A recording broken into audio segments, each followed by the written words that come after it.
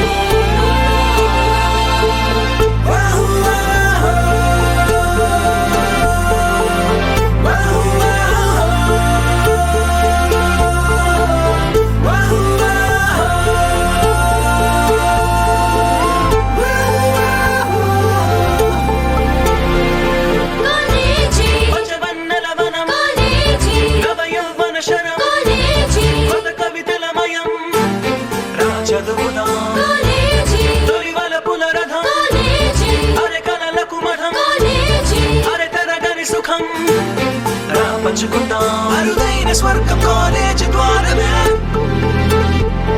ఎదలోన కురియు పరువాల వర్షమే కడదాక తోడు నిలిచేది స్నేహమే కమనీయమైన సరదాల స్వప్నమే కమనీయమైన సరదాల స్వప్నమే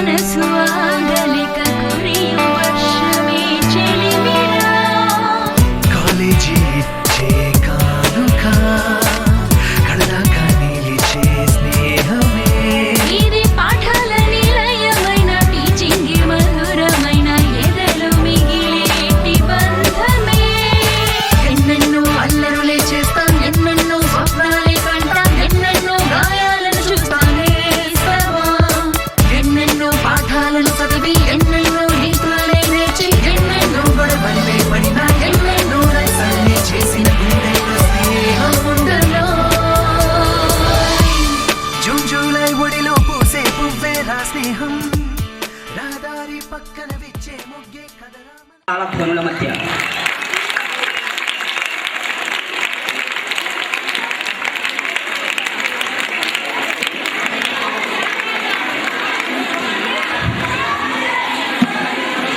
శ్రీ సత్యనారాయణమూర్తి గారికి పుష్పగుచ్చం ఇచ్చి స్వాగతం పలుకవలసినదిగా శ్రీ విద్యార్థిని లక్ష్మీ తేజాను ఆహ్వానిస్తున్నాను.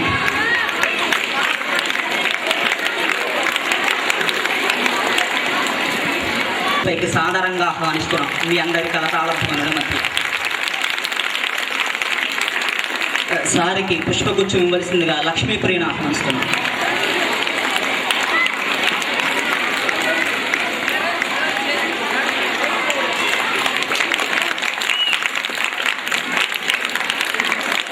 తదుపరి మా Annapurna high school second head master Shri Vanka Suryanarayanamurthy గారిని సాధారణంగా వేదికపైకి ఆహ్వానిస్తున్నాం. Please welcome to the dais sir. వీరికి పుష్పగుచ్చం ఇచ్చి స్వాగతం పలకవలసినదిగా తేజస్విని కోరుతున్నాం. విద్యార్థిని తేజస్విని కోరుతున్నాం.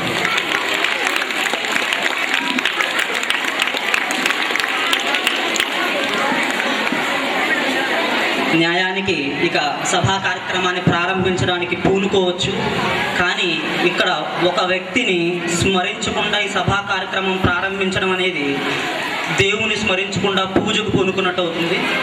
ఆయన ఈ అన్నపూర్ణ విద్యా సంస్థల స్థాపకుడు శ్రీ వల్లూరి నారాయణరావు గారు. ఆయన ఒక సదాశయంతో ఈ విద్యా సంస్థలని స్థాపించి ఎంతోమంది విద్యార్థులని తయారు చేయడానికి ఆయన ఒక పునాది వేశారు. సో ఆయన ఒక్కసారి స్మరిస్తూ ఆయన పవిత్ర ఆత్మకి శాంతి కలగాలని మనస్ఫూర్తిగా కోరుతూ, అలాగే జ్యోతి ప్రజ్వలన తర్వాత ఈ విద్యా సంస్థల స్థాపకుడు శ్రీ వల్లూరి నారాయణరావు గారికి పుష్పగుచ్చం, వారి చిత్రపటానికి పుష్పగుచ్చం వేయవలసిందిగా కోరుచు.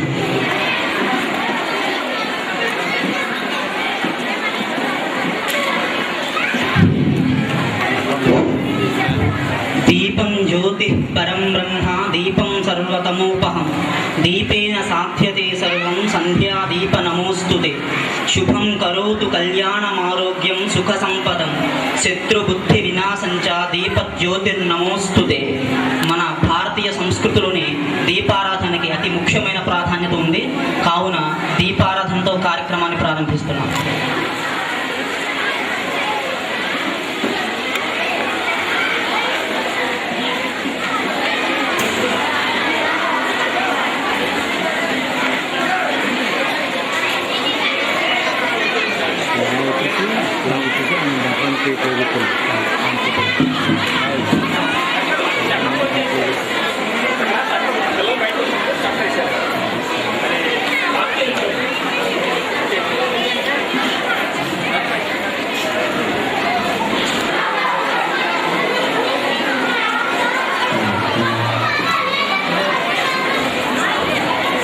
పారద్రోలి ఖచ్చితంగా వారి జీవనంలో ఒక జ్యోతిని, ఒక వెలుగును చూపిస్తుంది. అందులో సందేహమే లేదు. కానీ వెలుగుకుండే మరో లక్షణం ఏమంటే కాల్చడం. అదే వెలుగుని ఇస్తుంది, మళ్ళా మంట కూడా పుట్టిస్తుంది. కానీ ఆ కవి ఏం చెప్తాడంటే శాంత పావన మచింత్య వైభవం. సరే వెలుగు అని చెప్పాను కదా అని మిమ్మల్ని ఇబ్బంది పెట్టే విధంగా ఉంటుంది అనుకుంటారేమో, అది మిమ్మల్ని ఇబ్బంది పెట్టే విధంగా ఉండదు. అది ఎలా ఉందంటే శాంత పావన మచింత్య వైభవం. చంద్రుని వెన్నెల ఎంత చల్లగా వెలుగుగా ఉంటుందో అంతే చల్లగా అంతే వెలుగుగా ఉంటుందని చెప్తాడు. అలాగే ఇక్కడ వచ్చే విద్యార్థులకి వారి జీవనంలో కాంతి నింపడం ఏదో వారిని వేధించే విధంగా కాకుండా వాళ్ళని చక్కగా ఒక శాంతంగా ఈ అన్నపూర్ణ విద్యా సంస్థల వెలుగు కూడా ఉంటుందని మనస్ఫూర్తిగా తెలియజేస్తున్నాను.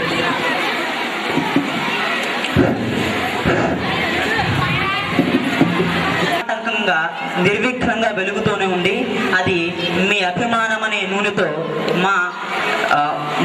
మా సదాశయం అనే ఒత్తితో వెలుగుతూ ఉంది. ఇది దయచేసి అందరూ ఒక్కక్షగా కోరుకుంటున్నాను. ప్లీజ్.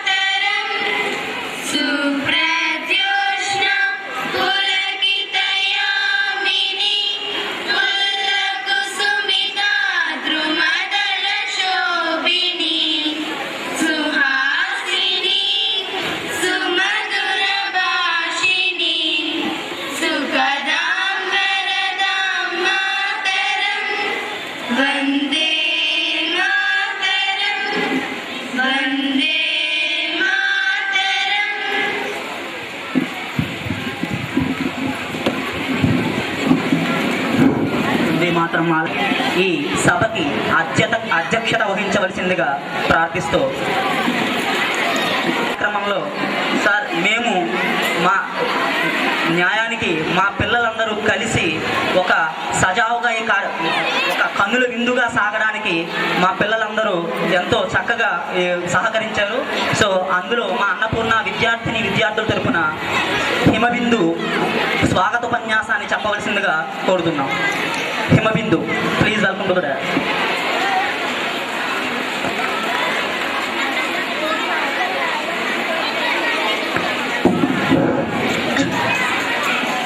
ఎందరో మహానుభావులందరికీ వందనాలు. ఈనాటి మా అన్నపూర్ణ హై స్కూల్ మరియు జూనియర్ కాలేజీల వార్షికోత్సవ వేడుకలకు విచ్చేసి ఉన్న గౌరవనీయులైన మా తల్లిదండ్రులకు, శ్రేయోభిలాషులకు, ఇతర అతిథులకు, తదితర పెద్దలకు 50 మందికి శుభాభివందనాలు.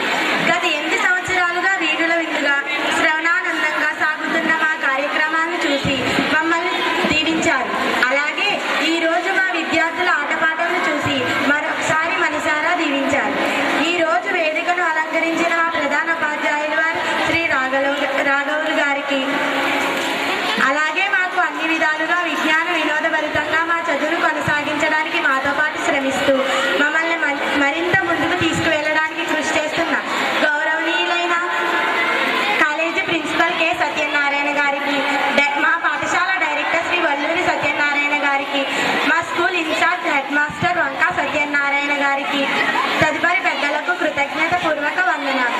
ఇంకా ఈనాటి కార్యక్రమాలు కనుల విందుగా సాగేందుకు మాకు చక్కటి శిక్షణను అందించిన మా ఉపాధ్యాయులకు ప్రత్యేక కృతజ్ఞతలు. మనుషులుగానైనా చూడకుండా కేవలం ర్యాంకులు తెచ్చే యంత్రాలుగా మార్చివేస్తున్న కాలుష్యపు కార్పొరేట్ సంస్కృతి విస్తరిస్తున్న నేటి తరుణంలో మాకు కొన్ని హక్కులు, ఆశలు ఉంటాయని గుర్తించి గౌరవించి భావి భారత పౌరులుగా తీర్చిదిద్దుతున్న మా అన్నపూర్ణ హై స్కూల్ మరియు జూనియర్ కాలేజీలు ఇలాంటి వార్షికోత్సవాలు మరిన్ని జరుపుకోవాలని, మరింత మంది విద్యార్థులు భారతదేశం గర్వించే విధంగా తయారు చేయాలని మా విద్యార్థులందరి తరపున ఆశిస్తూ సెలవు తీసుకుంటున్నాను. ఆశీర్వాదం పంపించవలసిందిగా కోరుతున్నాం. ఉపన్యసించవలసిందిగా కోరుచున్నాం.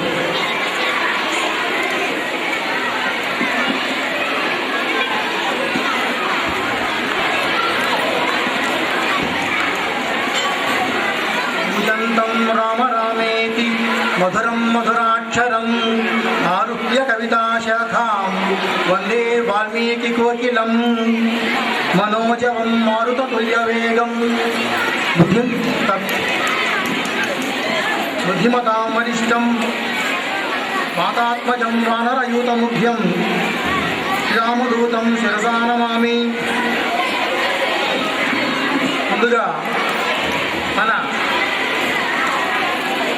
కళాశాల అలాగే పాఠశాల యొక్క వార్షికోత్సవంలో మా ముఖ్య అతిథి శ్రీ హెఫ్సి రాణి గారు, మండపేట జూనియర్ కాలేజ్ ప్రిన్సిపాల్ గారు, వారు అనివార్య కారణం రాలేకపోయారు.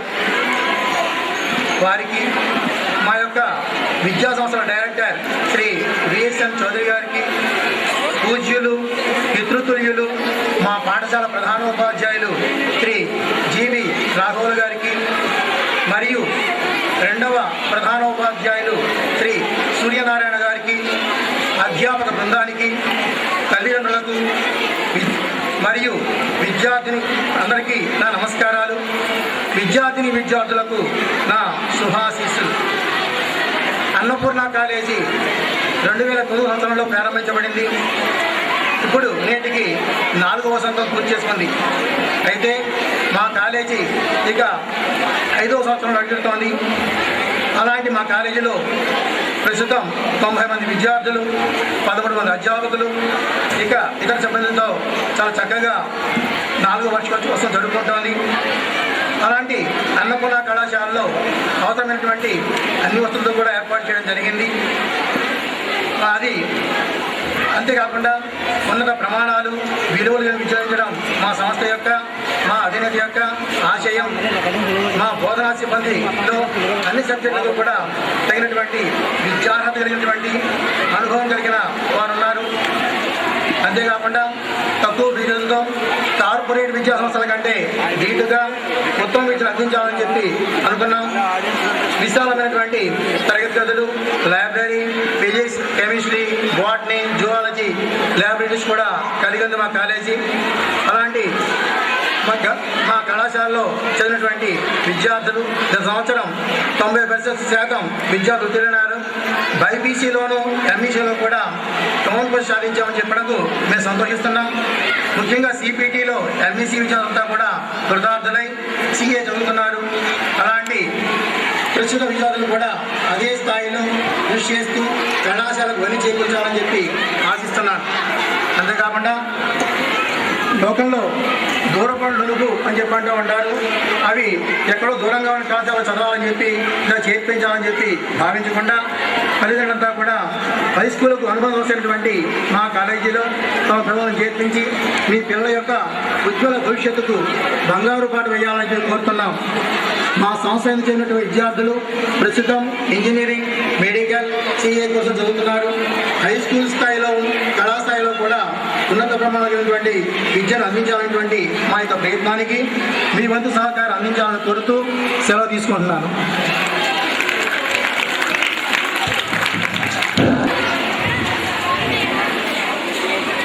మీ అధ్యక్ష అభినందన ఉపన్యాసాన్ని అందించినందుకు కృతజ్ఞులం సార్. సో ఆయన చెప్పింది మీరందరూ విన్నారని ఆశిస్తున్నాను. సో చూడండి, ఒక విద్యార్థి 10వ తరగతి పూర్తి చేసి ఇంటర్మీడియట్కి వెళ్ళేపాటికి అతను సాధారణంగా తెలుగులో ఒక చిన్ని సామెత ఉంటుంది, దూరపు కొండలు నునుపు అని. అంటే కొండలు కూడా చాలా దూరం నుంచి చూస్తే చాలా నున్నగా కనిపిస్తాయి, కానీ దగ్గరికి వెళ్ళే కొద్దీ అవి ఎంత నున్నగా ఉంటాయో మనకు అర్థమవుతుంది.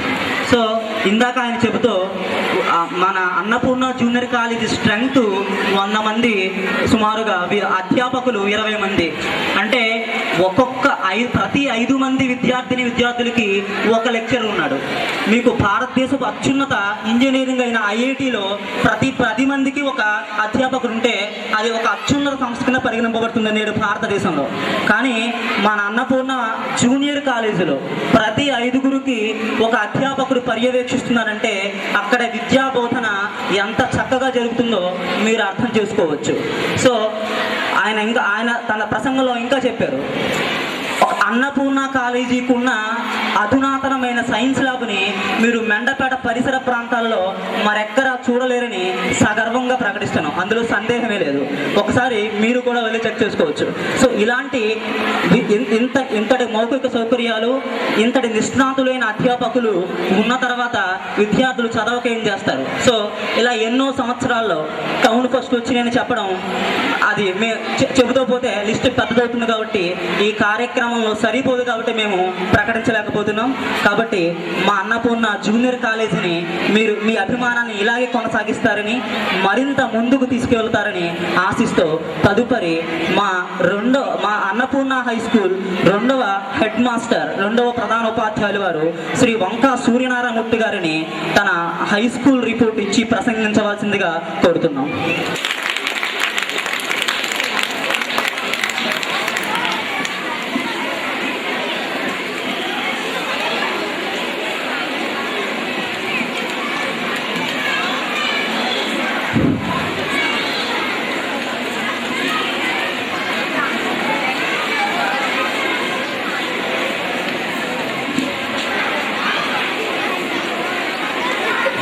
వేదికను అలంకరించినటువంటి పెద్దలకి, మరి ఈ కార్యక్రమాన్ని చూడడానికి ఇచ్చేసినటువంటి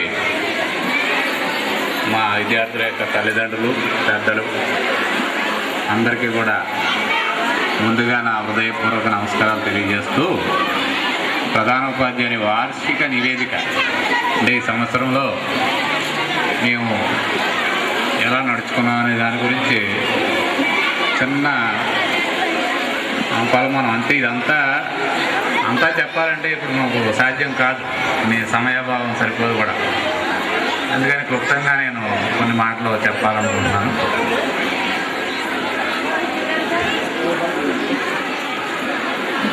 అన్నపూర్ణ విద్యా సంస్థల అధినేత అయినటువంటి శ్రీ ఒల్లూరి సత్యనారాయణ చౌదరి గారికి, మా చిరకాల మిత్రులు, సభాధ్యక్షులు, Annapurna junior college principal Shri K Satyanarayana Murthy గారికి, మా విద్యార్థుల తల్లిదండ్రులకి, మా ప్రధానోపాధ్యాయులు రాఘవులు గారు,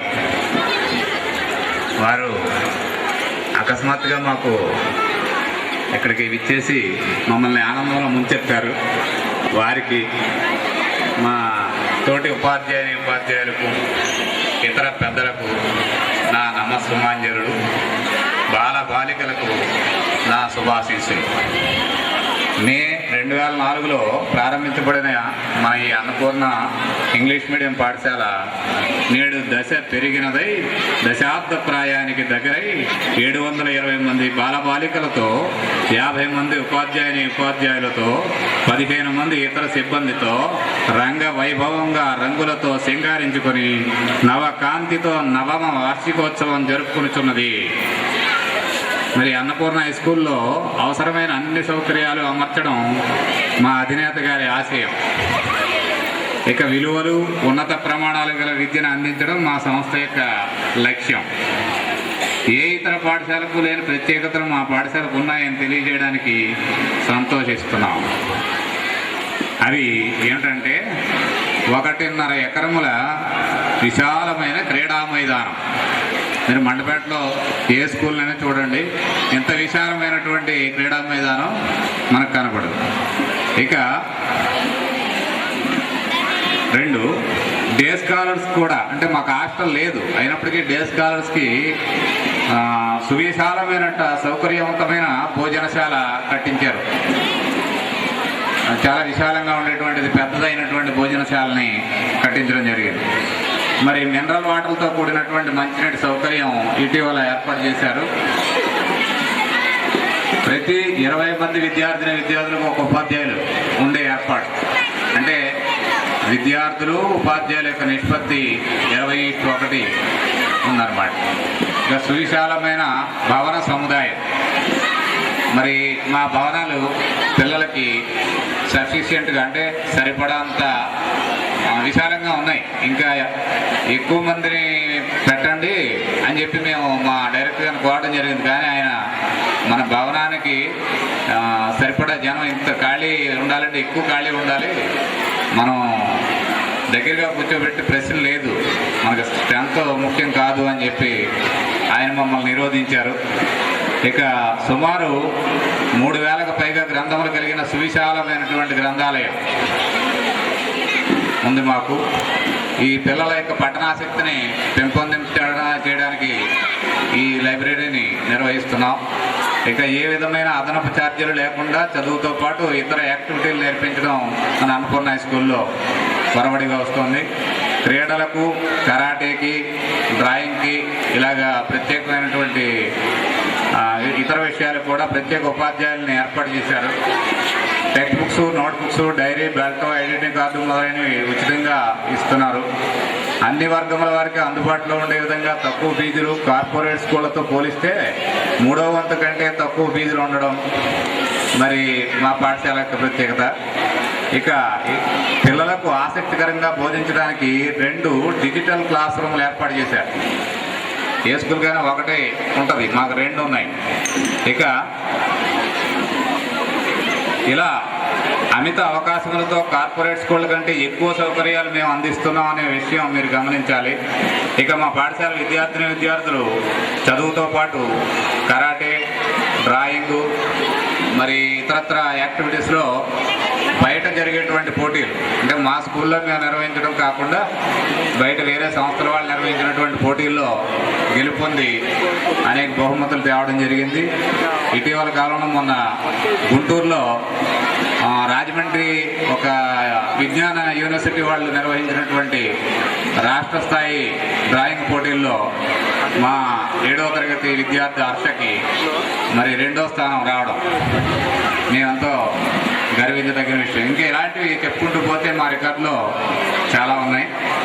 ఇక ఘన విజయాల పరంపర అలా కొనసాగుతూ ఉంది ఎప్పటి నుంచో మాకు. ఇక ఈ ఘన విజయం పరంపరల జాబితా చదవడం మరి ఆత్మహత్య చేసుకోవడమే అవుతుందేమో. ప్రాథమిక ఉన్నత కాలేజీ స్థాయిలో, ప్రాథమిక స్థాయిలోను ఉన్నత స్థాయిలోను కాలేజీ స్థాయిలోను కూడా మంచి విద్యా ప్రమాణాలు అందించాలనే మా ప్రయత్నానికి మీ అందరి సహకారం అందించాలని కోరుతూ సెలవు తీసుకొనిచున్నాను. జై హింద్. వార్షిక నివేదిక అందజేసినందుకు కృతజ్ఞతలు సార్. దేశ స్వాతంత్రానంతరం భారతదేశ భవిష్యత్తు క్లాస్ రూముల్లోనే నిర్మాణం జరుగుతుందని భారత ప్రభుత్వం భావించి చాలా కమిషన్లు వేసింది, విద్యా కమిషన్లు. అందులో Kothari commission, Woods patch commission అలాంటి చాలా ఎక్కువ కమిషన్ వేసింది. వాళ్ళు ప్రపంచవ్యాప్తంగా విద్యా సంస్థలని పరిశీలించి విద్యార్జన జరిగే ప్రక్రియని పరిశీలించి అసలు క్లాస్ రూమ్ అంటే ఎలా ఉండాలి, అసలు స్కూల్ అంటే ఎలా ఉండాలని కొన్ని నిర్వచనాలు చెప్పారు. సాధారణంగా ఇప్పుడు రీసెంట్గా మొన్న కొత్త సర్వే కూడా జరిగింది. ఆ సర్వేలో తెలిసిన విషయం ఏంటంటే ఒక 10 సంవత్సరాల క్రితంతో పోల్చుకుంటే ఎస్పెషల్లీ మధ్యతరగతి తల్లిదండ్రులు వారి పిల్లలపై పెట్టే చదువు కోసం వారి పిల్లలపై పెట్టే ఇన్వెస్ట్మెంట్ రెట్టింపు అయింది. అంటే వారి సంపాదనలో సగం పైగా పిల్లల చదువు ఖర్చు పెడుతున్నారు. కానీ మొన్నే రీసెంట్గా జరిగిన సర్వే ప్రకారం 173 దేశాలని సర్వే చేస్తే మౌఖిక మానవ వనరుల అభివృద్ధి సంస్థ సర్వే చేస్తే భారతదేశం 171వ స్థానంలో ఉంది. అంటే ఆఖరి నుండి 2వ స్థానంలో ఉంది. అంటే మన విద్యా వ్యవస్థ చాలా అట్టడుగులో 171వ స్థానంలో ఉంది. సో దీనికి కారణం ఏంటి? సో ఓ పక్కన తల్లిదండ్రులకి చదువు పట్ల అవగాహన పెరిగింది, చదువు కోసం పిల్లలకి ఒకప్పటితో పోలిస్తే చదువు కోసం ప్రోత్సాహం బాగా లభిస్తుంది, అందులో సందేహమే లేదు. వారు పెట్టే డబ్బులు కూడా చాలా ఎక్కువ పెడుతున్నారు. కానీ విద్యార్థులు ఇప్పటికన్నా అప్పుడు తయారయ్యే విద్యార్థులే బాగున్నారని ఆ సర్వే నిక్కు తేల్చి చెప్పింది. అదే సో కారణం ఏమంటే తల్లిదండ్రులు ఏమనుకుంటున్నారంటే మేము డబ్బు ఖర్చు పెడితే విద్యార్థులు చదివించేసినట్టే.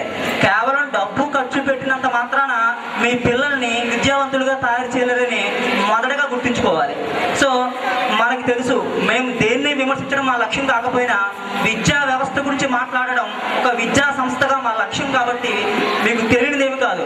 సో ఇప్పుడు ఫీజులు అయితే చాలా ఎక్కువగానే ఉన్నాయి. ఒక మధ్యతరగతి వ్యక్తి భరించలేనంత ఫీజులు ఉన్నాయి సాధారణమైన కార్పొరేట్ స్కూల్లో. కానీ మరి విద్యార్థులు మరి ఆ ఫీజుతో సహితంగా మనం డబ్బులు పెట్టామంటే దాన్ని తగ్గ వస్తువు కొనుక్కుంటాం. ఒక కేజీ వంకాయలు కొన్నామంటే ఓ 10 సార్లు బేరమాడి అసలు ఎంత వాడిని కొంచెం రాసి రంపాన్ని పెట్టి ఖచ్చితంగా తక్కువ తెచ్చుకుంటాం. కానీ మరి మన పిల్లల మీద ఖర్చు పెట్టే ప్రతి రూపాయి గురించి మనం ఎందుకు ఆలోచించట్లేదు? ఏదో ఒక పలానా బ్రాండెడ్ సంస్థ పలానా అంటే మన పిల్లల్ని తీసుకెళ్ళి జాయిన్ చేస్తాం, దాంతో మన పని పూర్తయిపోతుంది.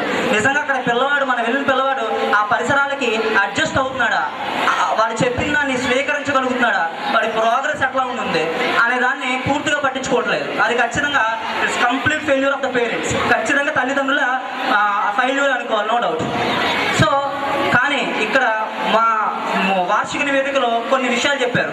సో విద్యార్థులకి అసలు ఆ కొఠారీ కమిషన్ 1993లో ఒక నివేదిక సమర్పించింది భారత ప్రభుత్వానికి, అసలు పాఠశాల ఎలాగ ఉండాలి అని. సో ఆ క్లాస్ రూముల విస్తీర్ణం కనీసం విద్యార్థులు ఒక క్లాస్ రూమ్లో 40 మందికి మించకూడదని ఆ కమిషన్ ఒక నివేదిక ఇచ్చింది. అంటే 40 మంది కన్నా ఎక్కువ విద్యార్థులు క్లాసులో ఉంటే ఆ క్లాసు సజావుగా సాగదు, పిల్లలు ఖచ్చితంగా అర్థం చేసుకోలేరు. కానీ అన్నపూర్ణ ఇది 93లో ఇది ఇంప్లిమెంట్ చేసి 93లో వాళ్ళు నివేదిక ఇస్తే మొన్న రీసెంట్గా కేంద్ర ప్రభుత్వం 2010 విద్యా హక్కు చట్టం తీసుకొచ్చింది. అప్పుడు రీస్ట్రెయిన్ మేనర్ అంటే నిర్బంధ పద్ధతిలో అమలు చేయాలని చెప్పారు, లేదంటే రికగ్నిషన్ క్యాన్సిల్ చేస్తామని చెప్పారు. అప్పుడు కూడా ఇంకా ఇది 2012లో మళ్ళీ ఒక సర్వే జరిగింది. రికగ్నిషన్ అయితే పెరిగినాయి కానీ ఈ నివేదికలో ఏమీ పెరగలే. కానీ అన్నపూర్ణ విద్యా సంస్థ 2003లో స్థాపించబడింది. 93లో కొఠారీ కమిషన్ ఒక పాఠశాల ఎలా ఉండాలని తన నివేదికను సమర్పించిందో దానికి ఒకంత ఎక్కువగా అన్నపూర్ణ విద్యా సంస్థలు ఉంటాయి. చూసుకోండి, క్లాస్ రూముల విస్తీర్ణం లేకుండా వాళ్ళకి మెచ్యూరిటీ పొందడం, ఆ చిన్న వయసులో ఖచ్చితంగా ఆడుకోవాలి సార్. వాళ్ళు ఆడుకుంటేనే వాళ్ళకి మెంటల్గా మెచ్యూరిటీ, శారీరకంగా మానసికంగా దృఢంగా తయారవుతారు. ఎప్పుడు ఒక చాలీచాలని రూములు కుక్కి వేసి వాళ్ళని చదివిస్తూ ఉంటే వాళ్ళకి వచ్చేది మానసిక వికాసం కాదు, మరేదో వికాసం. అలాంటిది మనం మన పిల్లలంటే ఆశించకూడదు. కాబట్టి సో మా ఈ అన్నపూర్ణ విద్యా సంస్థల వార్షిక నివేదికని గమనించారని ఆశిస్తూ ఇప్పుడు మా అన్నపూర్ణ విద్యా సంస్థల డైరెక్టర్ శ్రీ వల్లూరి సత్యనారాయణ చౌదరి గారిని ప్రసంగించాల్సిందిగా కోరుచున్నాం. Please sir. గురువు అక్కడ లైట్ కట్టించండి, ఆ వారం లైట్ కట్టించండి కాసేపు. బాగాలేదండి, లైటింగ్ బాగాలేదు.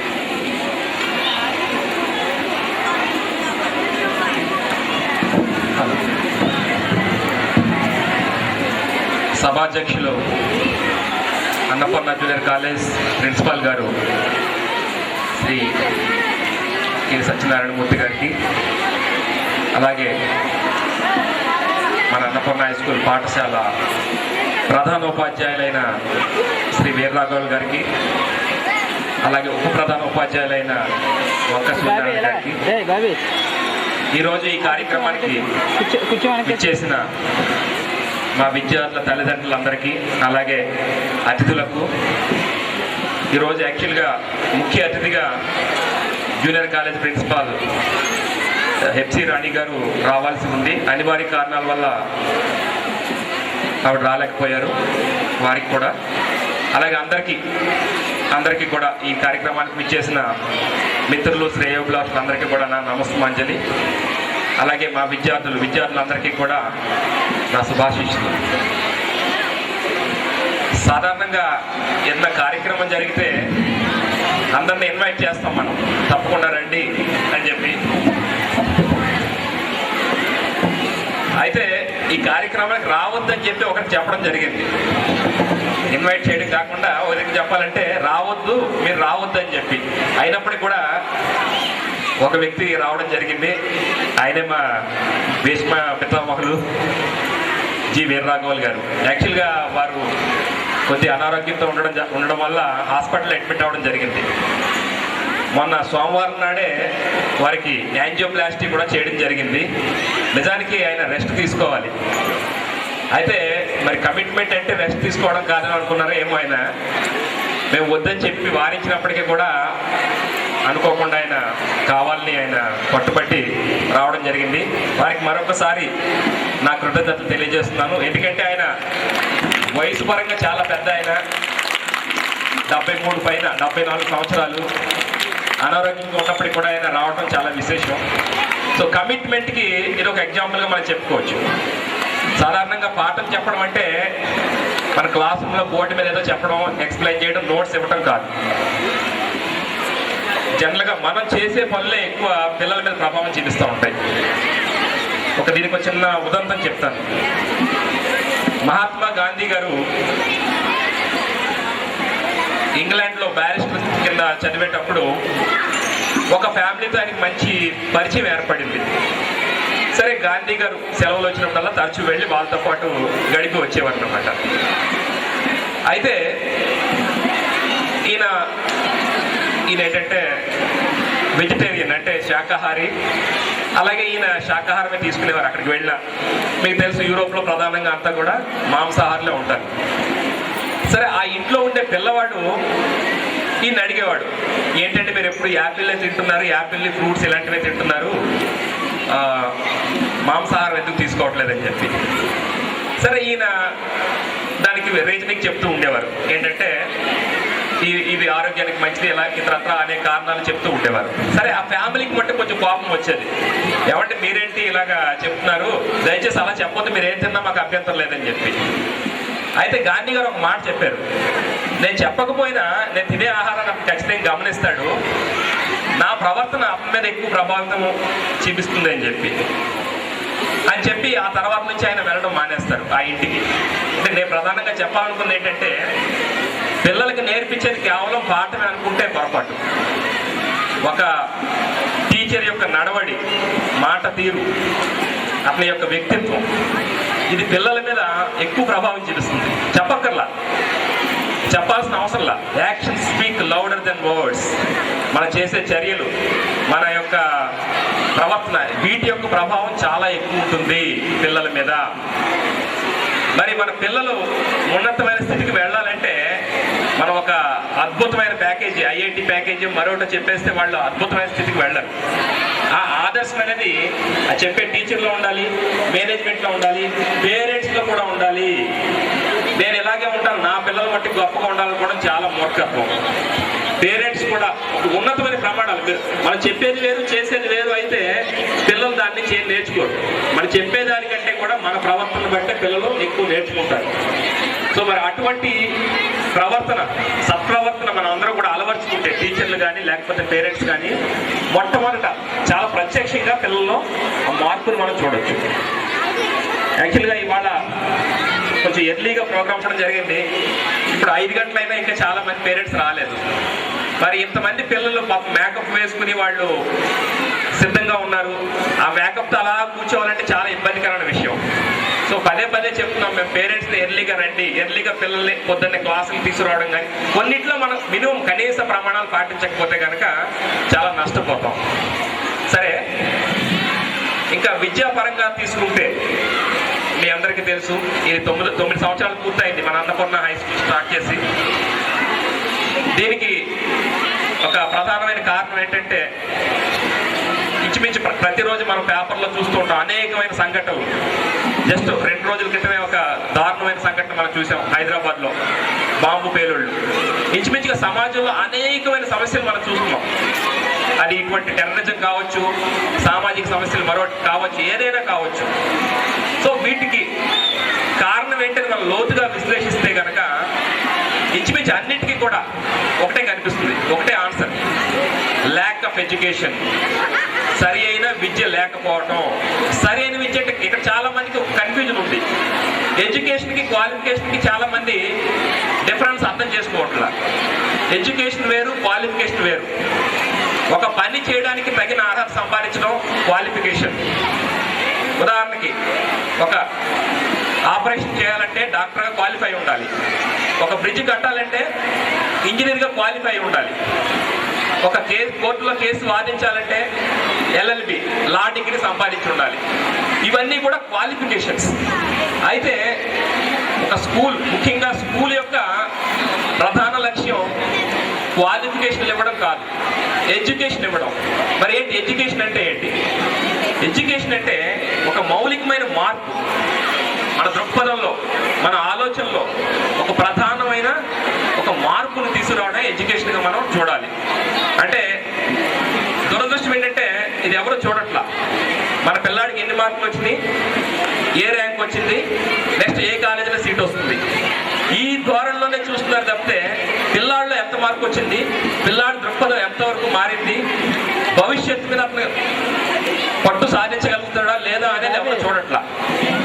సాధారణంగా ఎడ్యుకేషన్ యొక్క ఆబ్జెక్టివ్స్ అంటే 3 రకాలుగా చూడడం జరుగుతుంది.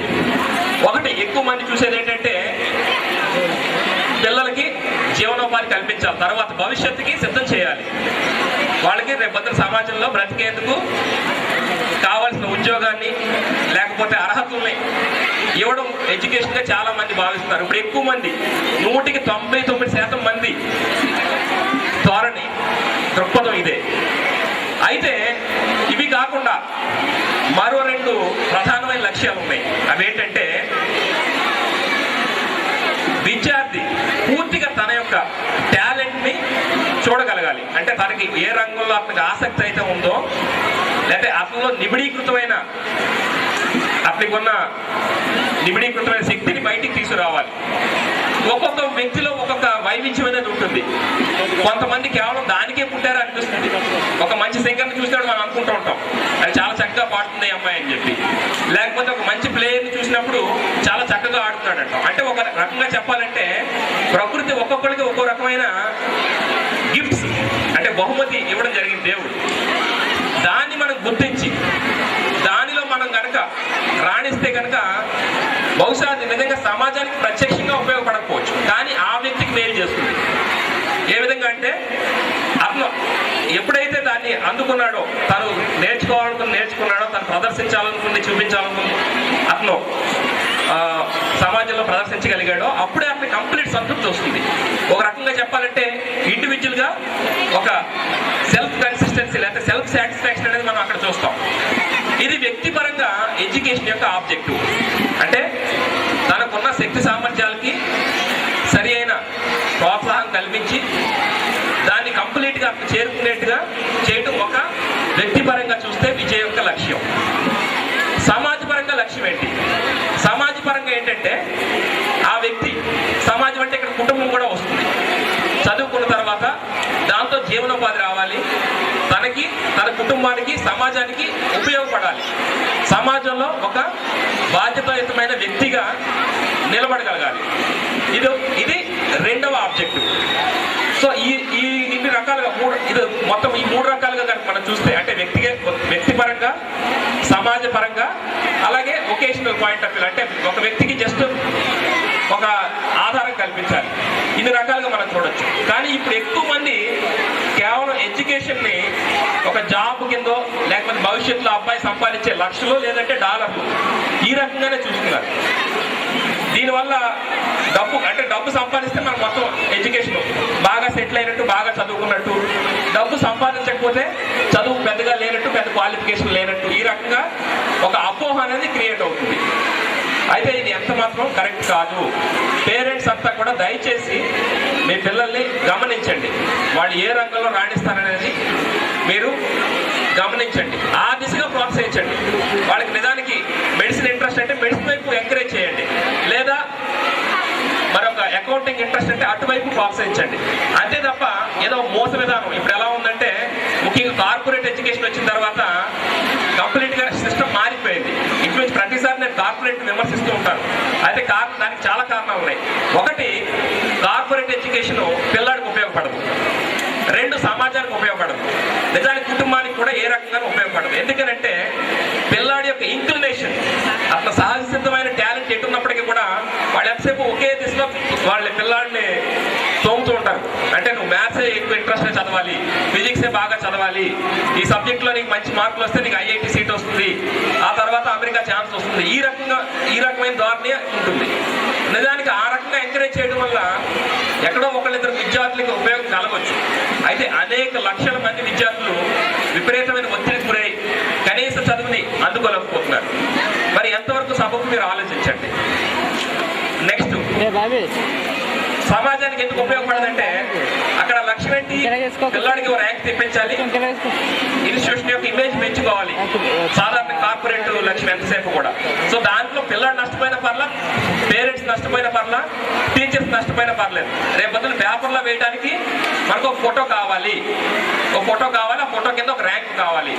ఈ ధోరణిలో వెళ్ళడం వల్ల పిల్లలు, బాగా చదివే పిల్లలు నష్టపోతున్నారు, ఒత్తిడికి గురై.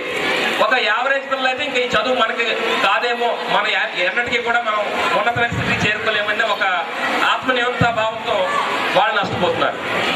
మరి పేరెంట్స్కి అయితే ఇంక చెప్పక్కర్లా, విపరీతమైన ఒత్తిడి, ఆర్థిక పరంగా లోడ్. పేరెంట్స్కి ఏమో ఆర్థిక పరమైన లోడు, పిల్లలకేమో అకాడమిక్ పరమైన లోడు. ఇన్ని కారణాల వల్ల మొత్తం అందరికీ కూడా లాస్ కలుగుతుంది. మరి అయినప్పటికీ ఎందుకు ఎక్కువ మంది కార్పొరేట్ వైపు ఎందుకు పరుగులు తీస్తున్నారు? ఒక భయం ఏంటంటే అందరూ నలుగురు వెళ్ళే దారిలోనే మనం వెళ్ళాలి, మనం పక్కకు తప్పుకుంటే ఎక్కడ మనం నష్టపోతాం అని చెప్పి. అంటే నలుగురితో వెళ్ళి గోతులో పట్టడానికి సిద్ధపడుతున్నారు, కానీ ఒంటరిగా ఎవరెస్ట్ శిఖరాన్ని అధిరోహించాలనే ఆలోచన ఎవరికి రావట్లా. నలుగురు వెళ్ళినంత మాత్రాన మార్గం కరెక్ట్ అని కాదు, ఒంటరిగా వెళ్ళినంత మాత్రాన అది చెడు మార్గం అని కాదు.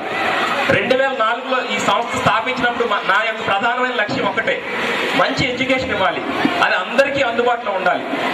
నేను పెట్టే ఇక్కడ అందజేసే ప్రతి సదుపాయం కూడా మిమ్మల్ని ఇంప్రెస్ చేయడానికి ఎప్పుడు చేయలేదు, పేరెంట్స్కి ఇంప్రెస్ చేయడానికి ఎప్పుడు చేయలేదు. పిల్లలకు ఉపయోగపడుతుందంటేనే ప్రతి సదుపాయం మేము కల్పించడం జరిగింది. ప్రచారం కూడా చాలా తక్కువ. నిజానికి ఇన్స్టిట్యూషన్ పరంగానే ప్రచారానికి నేను పెట్టే ఖర్చు చాలా తక్కువ అనమాట. 20-25 వేలు మించి ఉండదు. అంటే మీరు ఇచ్చే ప్రతి రూపాయి సద్వినియోగం కావాలి, ప్రతి రూపాయి మీ పిల్లాడి చదువుకు ఉపయోగపడాలి. నేను పెద్ద హోర్డింగ్ పెడితే దానివల్ల మీ పిల్లాడి చదువు పెరగదు. నేను కోట్ల రూపాయలు ఖర్చు పెట్టి పేపర్లోని టీవీలోని యాడ్లు ఇస్తే దానివల్ల పిల్లాడి చదువు పెరగదు. చదువు పెరగాలంటే మంచి టీచర్లు తీసుకోవాలి, పిల్లలకు సరైన సదుపాయాలు కల్పించాలి, సరైన పుస్తకాలు ఇవ్వాలి, సరైన పర్యవేక్షణ అందించాలి. ఇవన్నీ ఉన్నప్పుడే పిల్లాడి చదువు పెరుగుతుంది. నేను పెద్ద బోర్డు పెడితే చదువు పెరిగిపోతుంది, లేకపోతే 10 సార్లు ర్యాంక్ వచ్చింది అంటే చదువు పెరిగిపోతుంది అనుకుంటే చాలా అమాయకత్వం అవుతుంది. కానీ దురదృష్టం ఏంటంటే చాలా మంది అదే ఇంప్రెషన్లో ఉన్నారు పేరెంట్స్. ఒక సంస్థకి 100కి 50 ర్యాంకులు వచ్చినాయి, వాడు పదే చెప్తాడు. అంటే ఖచ్చితంగా మన పిల్లడు వెళ్తే ఆ 50లో మనవాడు కూడా ఉంటాడేమో, కానీ ఎప్పుడు జరగదు అది. మనకి ఎంతసేపు ర్యాంకులు పేపర్లో కనిపిస్తాయి, బయట కనిపించవు. ఎందుకంటే అదంతా మార్కెటింగ్ జిమ్మింగ్. ఒక 30 మంది ఉన్న ఒక క్లాస్ రూమ్లో ఒక టీచర్ చెప్పినప్పుడు 30 మంది 30 రకాలుగా ఆ టీచర్ పాఠాన్ని రిసీవ్ చేసుకుంటారు, 30 రకాలుగా పరీక్షలు రాస్తారు, 30 రకాలుగా మార్కులు వస్తాయి. ఒక క్లాస్ రూమ్లోనే ఇంత వైవిధ్యం ఉన్నప్పుడు వందలాది బ్రాంచ్లతో రన్ అయ్యే ఇన్స్టిట్యూషన్ ఒకే రకంగా ఉంటాయని ఎలా అనుకోగలుగుతాం? 100 బ్రాంచ్లు, లక్షలాది మంది విద్యార్థులు, అందరికీ ర్యాంకులు రావు, అందరూ ఒకే రకంగా చదవరు, అసాధ్యం. ఇది ఫ్యాక్టరీ కాదు. విద్య అనేది ఒక ఫ్యాక్టరీ అయితే కాదు ఇన్స్టిట్యూషన్ అనేది. మనం జస్ట్ ఒక ఇన్పుట్ రా మెటీరియల్ సప్లై చేస్తే అవుట్పుట్ ఒకే రకంగా వస్తుంది అనుకోవడం ఒక ఫ్యాక్టరీలో నిజంగా జరగవచ్చు. ఒక సోనీ కంపెనీ DVD ప్లేయర్ కొనాలనుకున్నాం, ఇంచుమించి ఇండియాలో ఎక్కడ కొన్నా అదే ఫ్యాక్టరీలో తయారైన DVD ప్లేయర్ మనకు దొరుకుతుంది. ఒకే రకమైన స్పెసిఫికేషన్ ఉంటాయి, ఇంచుమించి ఒకే రకంగా పనిచేస్తుంది. కానీ విద్యా వ్యవస్థ అనేది ఒక ఫ్యాక్టరీ కాదు. ప్రతి విద్యార్థి భిన్నమైన వ్యక్తి, ఒక వ్యక్తిత్వం అనేది ఉంటుంది. ముందు పేరెంట్స్గా టీచర్స్గా మనం అది గమనించాలి.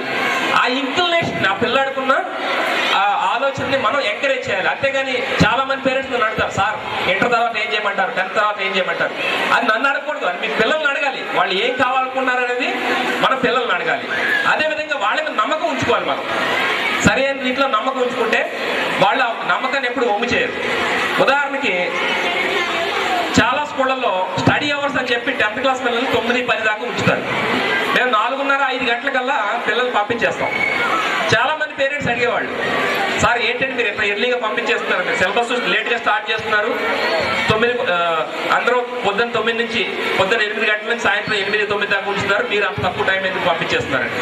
నేను ఒకటే చెప్తా, పిల్లల మీద మాకు నమ్మకం ఉంది, ఆ నమ్మకాన్ని నిలబెడతారు. అదేవిధంగా మాకు ఇది ఇప్పుడు వెళ్ళేది 8వ బ్యాచ్, 7 బ్యాచ్ల్లో కూడా చాలా చక్కటి రిజల్ట్ వచ్చింది. దీనిలో 2 సార్లు టౌన్ ఫస్ట్ రావడం జరిగింది. అయితే నేను ఎప్పుడు వీటికి ప్రత్యేకమైన ప్రాధాన్యత ఇవ్వాల, మార్కులకు కానీ లేకపోతే ర్యాంకులకు కానీ. అయితే ఎన్ని గంటలు చదివా అనేది ఇంపార్టెంట్ కాదు. ఆ చదివినప్పుడు పిల్లాడు ఎంత డెడికేటెడ్గా చదివాడు, ఎంత కమిటెడ్గా చదివాడు. అంటే నేను వెనకాల నుండి చదివిస్తే చదవడం గొప్ప విషయం ఏం లేదు. పిల్లాడు తనంతట తాను చదవాలి, ఎగ్జామినేషన్లో బాగా పర్ఫామ్ చేయాలన్న కోరికతో చదవాలి. ఆ తపన మనం రగిలించాలి పిల్లల్లో మనం ఎంత స్టడీ మెటీరియల్ ఇచ్చామో, ఎన్ని పుస్తకాలు ఇచ్చామనేది ఇష్యూ కాదు. చదవాలనే ఒకసారి తపన్ని మనం వాళ్ళు రగిలించగలిగితే కనుక తర్వాత మన జాబ్ చాలా తేలిక అవుతుంది. మేము మొదటి నుంచి కూడా మా దృక్పథం అదే, పిల్లల్లో ఇంట్రెస్ట్ కలిగించాలి. మనం చెప్పే పాఠం వాళ్ళలో భయాన్ని క్రియేట్ చేయకూడదు, వాళ్ళకి ఇదేంటి చదువేంటి ఇంత కష్టంగా ఉంటుందన్న ఒక భావన క్రియేట్ చేయకూడదు. కానీ ఇప్పుడు జరుగుతుంది అదే. చాలా సంస్థలు ఏం చేస్తున్నారంటే 9th పూర్తి అవ్వట్ల, సగంలోనే 10th మొదలు పెట్టేస్తున్నారు. 10th అయ్యి అవ్వకుండానే ఇంటర్మీడియట్లో కూడా ఫస్ట్ ఇయర్లోనే 3 నెలల సిలబస్ అయిపోతుంది. తర్వాత IIT కోచింగ్, AIEEE, ఇన్ని రకరకాలుగా కోచింగ్లు ఇస్తున్నారు. ఇదంతా కూడా కేవలం ఒక అపోహ, ఒక అవగాహన లేమి మాత్రమే. పిల్లాంటి వాళ్ళ స్పీడ్ మీద వాళ్ళు వెళ్ళలేమండి. వాళ్ళ ఊరికే మనం కృషి చేస్తే వాళ్ళు వెళ్ళలేరు. వాళ్ళకి కొంత స్వేచ్ఛ వదిలేయాలి. మనం ముందుగానే ఎక్కువ సిలబస్ చెప్పడం ద్వారా ఏం జరుగుతుందంటే చాలా సందర్భాల్లో పిల్లాడికి ఇంట్రెస్ట్ అనేది పూర్తిగా పోతుంది. చాలా సందర్భాల్లో ఇంటర్మీడియట్ అయిన తర్వాత వాళ్ళు తిరిగి మళ్ళీ మామూలు కాలేజీలోనే చేరుతున్నారు. వాళ్ళు చాలా సాదాసీదా గ్రాడ్యుయేట్లుగానే బయటకు వస్తున్నారు. ఎప్పుడు చదువు అయిపోతుందా, ఎప్పుడు బయటపడదామన్న ఆలోచనతోనే ఉంటున్నారు తప్పితే ఇంకా చదవాలి అనే తపన కనిపించట్లా. దానికి కారణం ఏంటంటే మన వ్యవస్థే. పేరెంట్స్కి నేను పదే నా రిక్వెస్ట్ ఏంటంటే పిల్లల్ని వాళ్ళ స్పీడ్లో వాడిని వెళ్ళనివ్వండి. అలాగే ఎక్కడైతే అవకాశం ఉందో ఖచ్చితంగా కొత్త సదుపాయాలు ఇవ్వడానికి ఎప్పుడు కూడా మేము ముందుంటాం. డిజిటల్ క్లాస్ రూమ్స్ కానివ్వండి, ఈ సంవత్సరం హ్యాండ్ రైటింగ్ కోసం ప్రత్యేకంగా ఒక వర్క్షాప్ కూడా నిర్వహించడం జరిగింది. 7th క్లాస్ విద్యార్థుల మీద ప్రయోగాత్మకంగా మేము చూడటం జరిగింది. చాలా చక్కటి హ్యాండ్ రైటింగ్ ఇంప్రూవ్మెంట్ అయింది. వచ్చే సంవత్సరం మిగతా క్లాసులు కూడా దశల వారీగా ఈ హ్యాండ్ రైటింగ్ ఇంప్రూవ్మెంట్ ప్రోగ్రామ్ కూడా ఇంట్రడ్యూస్ చేయాలని చెప్పి మేము ప్లాన్ చేస్తున్నాం. అలాగే మొదటి నుంచి మా ఫిలాసఫీ ఏంటంటే ప్రతి చిన్నదానికి డబ్బులు తీసుకోకూడదు అని. సో మధ్యలో ఏదైనా కొత్తగా మేము ప్రోగ్రామ్స్ అది యాడ్ చేసినా లేకపోతే కొత్త సదుపాయాలు కల్పించినా ఎప్పుడు కూడా దానికి అదనంగా మేము ఛార్జ్ చేయలేదు. ఇప్పుడు కూడా మీరు చూస్తే కనుక ఫీజు మిగతా స్కూల్స్ కాలేజెస్తో పోలిస్తే 50% కంటే తక్కువే ఉంది చాలా చోట్ల. మీరు దయచేసి ఈ ఇన్స్టిట్యూషన్ ఎంచుకునేటప్పుడు ఒక సేల్స్ పర్సన్ చెప్పేదాన్ని బేస్ చేసుకుని ఎంచుకోవడం కాకుండా హేతుబద్ధంగా ఆలోచించండి. ప్రతిదీ 1 by 1 పాయింట్ తీసుకోండి. ఎంతమంది స్టాఫ్ ఉన్నారు, ఏ సదుపాయాలు ఉన్నాయి, వాళ్ళ రిజల్ట్ ఎలా ఉంది, ఇలా ప్రతిదీ హేతుబద్ధంగా ఒక్కొక్కటి కంపేర్ చేయండి. ఇంచుమించు మీరు కనుక 10 విషయాలు కంపేర్ చేస్తే 9 విషయాల్లో మాది అన్నపూర్ణ హై స్కూల్, మన స్కూల్ లేకపోతే మన కాలేజీ ఉన్నతంగా ఉంటుంది. ఉదాహరణకి జూనియర్ కాలేజీ తీసుకుంటే కేవలం మనకి 100 మంది పిల్లలు కూడా లేరు. కానీ రిజల్ట్ పరంగా చూస్తే గత సంవత్సరం 2 బ్రాంచీల్లో మనకి టౌన్ ఫస్ట్ రావడం జరిగింది. 2 బ్రాంచ్లు, ఎంఈసి అలాగే బైపీసీ. అలాగే ఎంఈసి బ్యాచ్లో వాళ్ళు రాసిన వాళ్ళందరూ కూడా సిఐ ఎంట్రన్స్ సిపిటిలో వాళ్ళంతా కూడా క్వాలిఫై అవ్వడం జరిగింది. ఈవెన్ సిఏ గురించి పదే మనం చూస్తూ ఉంటాం పేపర్లో యాడ్లు. అటువంటి ఇన్స్టిట్యూషన్లో కూడా అంత చక్కటి పర్సంటేజ్ ఉండదు. అలాగే పాస్ పర్సంటేజ్ తీసుకుంటే 90 పైగా. మండపేటలో ఎక్కడ కూడా ఏ కాలేజీలో కూడా అంత పర్సంటేజ్ లేదు. ఇన్ని వచ్చినప్పటికీ కూడా అడ్మిషన్ తీసుకుంటే 40-50కే పరిమితం అవుతుంది కాలేజీలో. కారణం ఏంటంటే మేము చక్కగా పాఠం అయితే చెప్తున్నాం, మార్కెటింగ్ చేయట్లేదు, చక్కగా ప్రచారం చేయట్లా, చక్కగా అబద్ధాలు చెప్పట్లా. పేరెంట్స్ అందరికీ నాది ఇదే విజ్ఞప్తి, దయచేసి మీ పిల్లలకి వాళ్ళ చాయిస్ వాళ్ళకి వదిలేసేయండి. బలవంతంగా ఎక్కడో విజయవాడలో పెడితేనో లేకపోతే హైదరాబాద్ పంపిస్తానో అద్భుతమైన చదువు వచ్చేస్తుంది, మనం చదువు పొందామన్న ఆలోచన దయచేసి వదులుకోండి. చదువు కొనే వస్తువు కాదు. చదువు కొనే వస్తువు అయితే ఈరోజు మల్టీ మిలియనీర్లు, కోటీశ్వర్లు ఎంతో మంది ఉన్నారు. వాళ్ళంతా కూడా వాళ్ళ పిల్లలు చక్కటి చదువు ఇప్పించవచ్చు, అందరూ కూడా ఇంజనీర్లు, కలెక్టర్లు అయిపోవచ్చు. కానీ చాలా సందర్భాల్లో చదువుకి డబ్బులు ఉపయోగపడటం కాదు, అదే అడ్డంకిగా మారుతుంది. అడ్డంగా ఎందుకంటే వాళ్ళకి అవసరమైన దానికంటే ఎక్కువ ఇచ్చేస్తున్నారు చాలా చోట్ల. వాడికి అవసరం ఉన్నా లేకపోయినా ఒక కంప్యూటర్ కొనేస్తున్నారు పిల్లలకి. సో అడగకుండానే ఎక్కువ పుస్తకాలు లేకపోతే మోటార్ బైక్, సెల్ ఫోన్ ఇవన్నీ ఇచ్చేస్తే మన పిల్లడు చేదో వెలగ పెట్టేస్తాడు అనుకుంటారు. ఇవన్నీ చాలా పొరపాటు. చదువుకి మనం పేరెంట్స్గా మనం చేయాల్సింది ఏంటంటే సరి అయిన వాతావరణాన్ని కల్పించాలి, వాళ్ళని ఎంకరేజ్ చేయాలి. వాళ్ళతో మీరు ఎంత టైం స్పెండ్ చేస్తారో చాలా ఇంపార్టెంట్, క్వాలిటీ టైం. మీరు పాఠాలు చెప్పాల్సిన అవసరం లేదు, దానికి మేము ఉన్నాం. అయితే పిల్లాడు ఏం చదివాడు, వాడి ప్రవర్తన ఎలా ఉంది, ఈ మధ్యన అనేక రకాల పోకళ్ళు చూస్తున్నాం. పేరెంట్స్ సిగ్నేచర్ ఉండదు, దాని బదులు పిల్లాడే పెట్టేసి వచ్చేస్తున్నాడు డైరీలో. డైరీలో పిల్లాడు పెట్టడం పెద్ద ఆశ్చర్యం కలిగించే విషయం కాదు, ఆ విషయాన్ని పేరెంట్ గమనించట్లా. అది మాకు ఆశ్చర్యం కలిగిస్తుంది.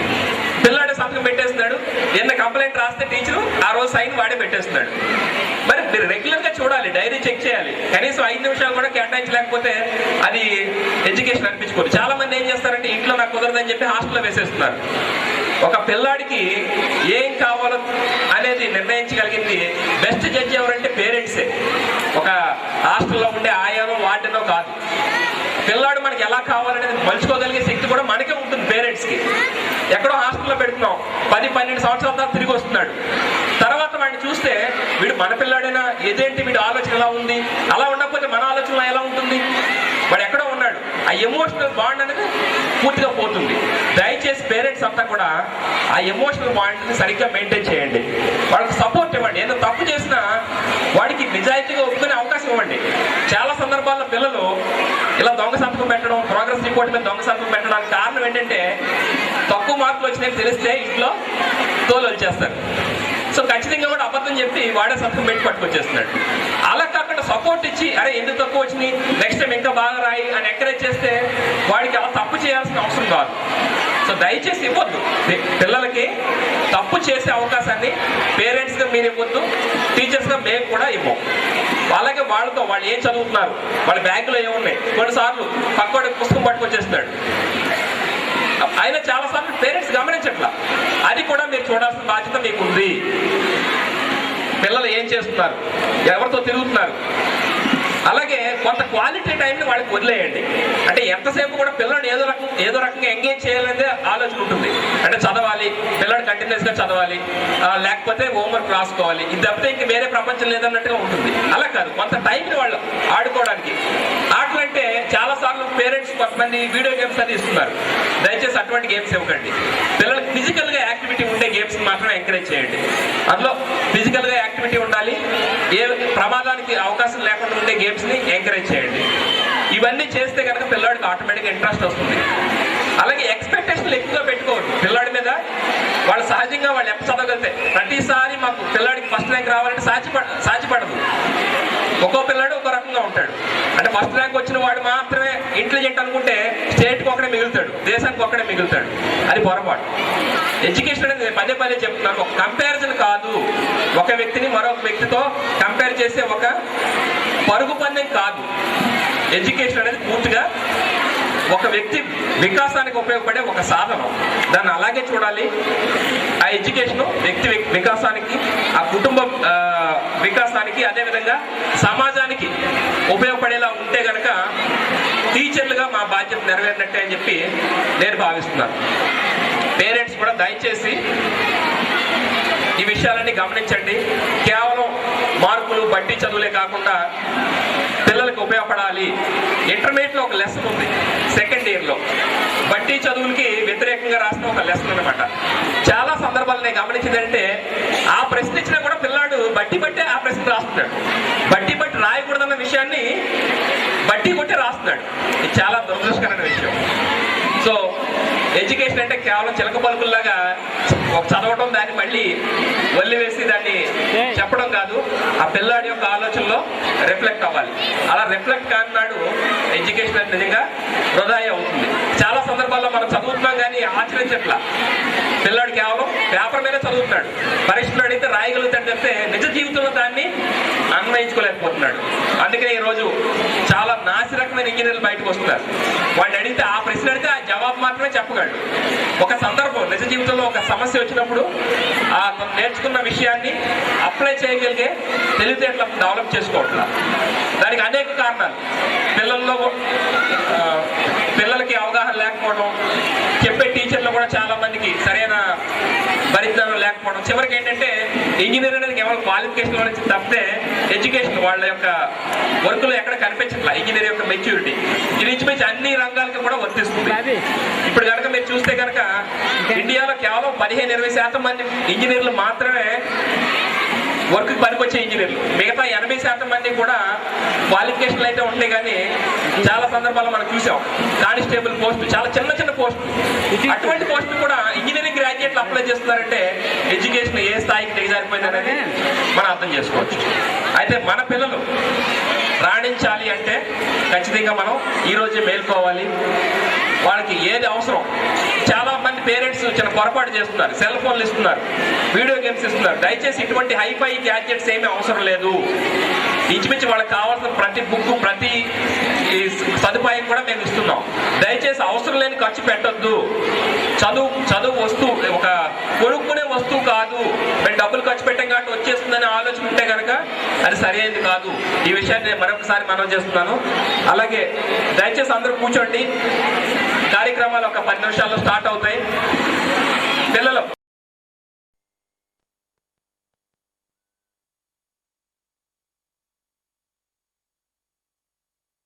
పిల్లల యొక్క పర్ఫార్మెన్స్ చాలా దారుణంగా ఉంటుందన్న విషయాన్ని మేము ఈ 9 సంవత్సరాల్లో గమనించడం జరిగింది. కాబట్టి పేరెంట్స్ అంతా కూడా దయచేసి మీ పిల్లల యొక్క వేష భాషలు, అలాగే వాళ్ళ యొక్క అలవాట్లు, ఇవన్నీ కూడా ప్రతిరోజు పరిశీలించి ఎక్కడైనా తేడా కనిపిస్తే కనుక ఇమ్మీడియట్గా దాన్ని మా దృష్టికి తీసుకురావడం కానీ, అలాగే సున్నితంగా మందలించి పిల్లల్ని తిరిగి సరైన మార్గంలో పెడితే కనుక రేపు పొద్దున ఖచ్చితంగా మనకి మంచి పౌరులు తయారవుతారు. అందులో ఏమాత్రం సందేహం అవసరం లేదు. కాబట్టి ఇది మీరు కూడా మీ సహకారాన్ని అందిస్తే ఇంకా మరింత మంచి ఎడ్యుకేషన్ ఇవ్వడానికి మాకు అవకాశం ఉంది. మీ సహకారం ఇలాగే ఇంకా మరింత పెరగాలని చెప్పి నేను కోరుకుంటూ సెలవు తీసుకుంటున్నాను. Thank you.